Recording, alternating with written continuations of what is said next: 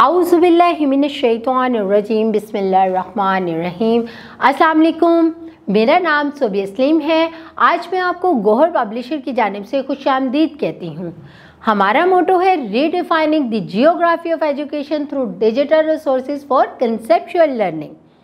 आज हम गौहर नदाए उर्दू जमात दोम सबक नंबर 9 और सफ़ा नंबर 58 खोलेंगे और वहाँ पर मौजूद कफ़ायत शायरी से मुतल्लिक कहानी पढ़ेंगे। अब हम इस सफ़े पर ख़ास अल्फाज पढ़ते हैं। फजूल खर्ची, गूंदना, मुरम्मत, कफ़ायत शायरी, खुशहाली।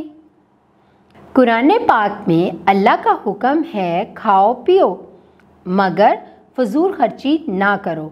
ये बात मौलवी साहब ने पिछले जुमे को अपनी तकरीर में कही थी। साजिद को ये बात समझ में नहीं आ रही थी। उसने अपने अब्बू से पूछा, अब्बा जान, मौलवी साहब की इस बात का क्या मतलब है? अब्बा जान ने कहा, बेटा घर चलकर हम इस पर बात करेंगे।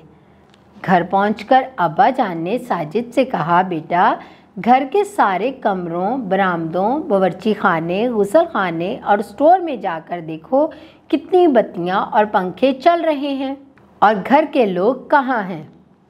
अब हम सफ़ा नंबर 59 खोलेंगे और वहाँ पर मौजूद बाकी की कहानी पढ़ेंगे।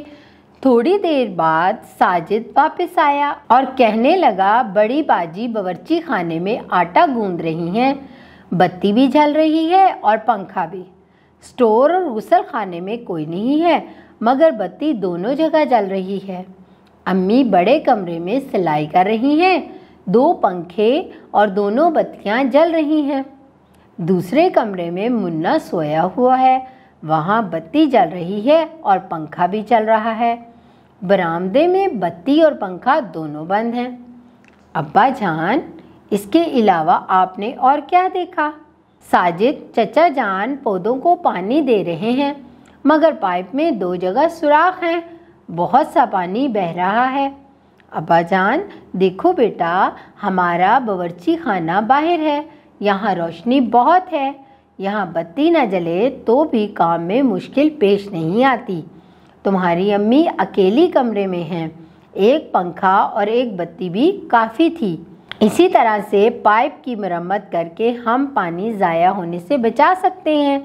कफ़ायत शायरी एक अच्छी आदत है, जो बिजली, पानी या गैस हम बचाएंगे ये दूसरे लोगों के काम आएंगे, कारखानों में इस्तेमाल होंगे, यूँ मुल्क में लोगों को रोज़गार मिलेगा, खुशहाली आएगी।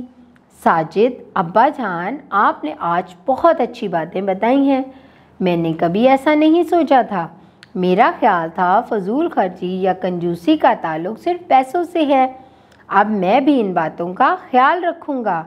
अब्बा जान, शाबाश बेटा, ख़ुद भी अमल करो और दूसरों को भी बताओ। देखा बच्चों, मैंने जैसे कि आपको बताया था कि आपकी कुल आमदनी में से आप अगर कोई पैसे बचाते हो तो वो कफ़ायत शायरी में शामिल होता है। इसी तरह यहाँ पर अब्बा जान ने बताया कि पैसों के साथ साथ अगर हम घर में मौजूद चीज़ें यानी कि बिजली, गैस, पानी, इन तमाम चीज़ों को भी एहतियात से बरतें तो वो भी कफ़ायत शायरी के ज़िम्रे में आती है। इसका फ़ायदा भी उन्होंने बताया। इसका फ़ायदा क्या बताया? इसका ये फ़ायदा हुआ कि अगर हम इन सब चीज़ों को एहतियात से बरतेंगे तो ये चीज़ें दूसरों के काम आएंगी। आपको इस कहानी से जो भी सबक हासिल हुआ है वो आपने घर जाके अपने वालिदैन, बहन भाइयों और अपने दोस्तों को बताना है ताकि वो भी इस तरह एहतियात करें और कफ़ायत शायरी को अपनाएं। मुझे यकीन है कि आप घर जाके इस सबक को दोहराएंगे और अपनी ज़िंदगी में कफ़ायत शायरी पर अमल करेंगे ना? इंशाअल्लाह। अपना बहुत सारा ख्याल रखें। अल्लाह हाफिज़।